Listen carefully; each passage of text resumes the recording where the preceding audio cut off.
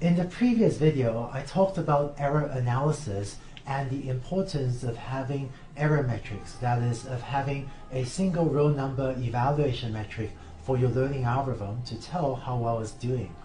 In the context of evaluation and of error metrics, there's one important case where it's particularly tricky to come up with an appropriate error metric or evaluation metric for your learning algorithm. That case is the case of what's called skewed classes. Let me tell you what that means. Consider the problem of cancer classification, where we have features of medical patients and we want to decide whether or not they have cancer. So this is like the malignant versus benign tumor classification example that we had earlier. So let's say y equals 1 if the patient has cancer and y equals 0 if they do not. We might train a logistic regression classifier, and let's say we test our classifier on a test set and find that we get 1% error. So we're making 99% correct diagnoses. Seems like a really impressive result, right? We're correct 99% of the time. But now, let's say we find out that only 0.5% of patients in our training and test sets actually have cancer. So only 0.5% of the patients that come through our screening process have cancer. In this case, the 1% error no longer looks so impressive. And in particular, here's a piece of code, here's actually a piece of non-learning code that takes as input the features x and it ignores it. It just sets y equals 0 and it always predicts, nobody has cancer. And this algorithm would actually get 0.5% error. So this is even better than the 1% error that we're getting just now. And this is a non-learning algorithm that's it's just predicting y equals 0 all the time. So this setting of when the ratio of positive to negative examples is very close to one of the two extremes, where in this case the number of positive examples is much smaller than the number of negative examples because y equals 1 so rarely. This is what we call the case of skewed classes. We just have a lot more of examples from one class than from the other class.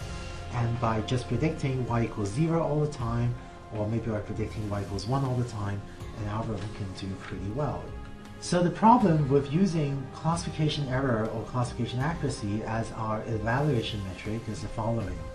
Let's say you have one learning algorithm that's getting 99.2% accuracy. So that's a 0.8% error. Let's say you make a change to your algorithm and you now are getting 99.5% accuracy. That is 0.5% error. So is this an improvement to the algorithm or not? One of the nice things about having a single row number evaluation metric is this helps us to quickly decide if we just made a good change to the algorithm or not. By going from 99.2% accuracy to 99.5% accuracy, did we just do something useful, or did we just replace our code with something that just predicts y equals 0 more often?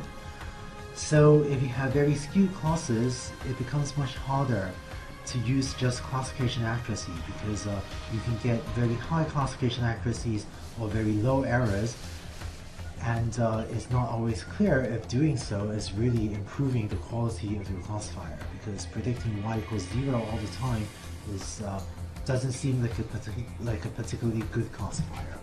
But just predicting y equals 0 more often can bring your error down to maybe as low as 0.5%. When we're faced with such skewed classes, therefore, we would want to come up with a different error metric or a different evaluation metric. One such evaluation metric are what's called precision recall. Let me explain what that is. Let's say we're evaluating a classifier on a test set. For the examples in the test set, the actual class of that example in the test set is going to be either 1 or 0, right? If there's a binary classification problem. And what our learning algorithm will do is it will predict some value for the class, and our learning algorithm will predict a value for each example in my test set, and the predicted value will also be either 1 or 0. So let me draw a 2x2 table as follows, and I'll fill in these entries depending on what was the actual class and what was the predicted class. If we have an example where the actual clause is 1 and the predicted clause is 1, then that's called an example that's a true positive, meaning our algorithm predicted that it's positive, and in reality the example is positive. If our learning algorithm predicted that something is negative, clause 0, and the actual clause is also clause 0, then that's what's called a true negative. We predicted 0 and it actually is 0. To fill in the other two boxes, if our learning algorithm predicts that the clause is 1, but if the actual clause is 0, then that's called a false positive. So that means our algorithm thought the patient has cancer, but in reality the patient does not. And finally, the last box is a 0, 1. That's called a false negative because our algorithm predicted 0, but the actual clause was 1. And so we have this little sort of 2x2 table based on what was the actual clause and what was the predicted clause. So here's a different way of evaluating the performance of our algorithm. We're going to compute two numbers. The first is called precision. And what that says is, of all the patients where we predicted that they have cancer, what fraction of them actually have cancer? So let me write this down. The precision of a classifier is the number of true positives divided by the number that we predicted as positive. Right? So of all the patients that, we went to those patients and we told them we think you have cancer. Of all those patients, what fraction of them actually have cancer? So that's called precision. And another way to write this would be true positives, and then in the denominator is the number of predicted positives, and so that will be the sum of the entries in this first row of the table. So it'll be true positives divided by true positives. I'm going to abbreviate positive as POS, and then plus false positives, again abbreviating positive using POS. So that's called precision, and as you can tell, high precision would be good. That means that of all the patients that we went to and we said, we're very sorry, we think you have cancer. High precision means that of that group of patients, most of them we had actually made accurate predictions on, and they do have cancer. The second number we're going to compute is called recall, and what recall says is, of all the patients in, so let's say in the test set, or in the cross-validation set, but of all the patients in the data set that actually have cancer, what fraction of them did we correctly detect as having cancer? So if all the patients have cancer, how many of them did we actually go to them and correctly tell them that we think they need treatment?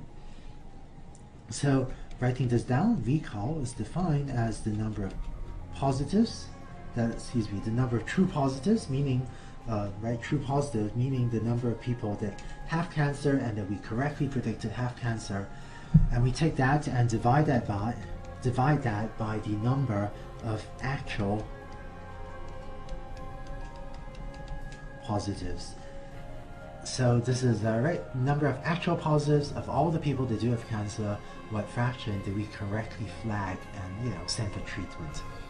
So to rewrite this in a different form, the denominator would be number of actual positives is the sum of the entries in this first column over here.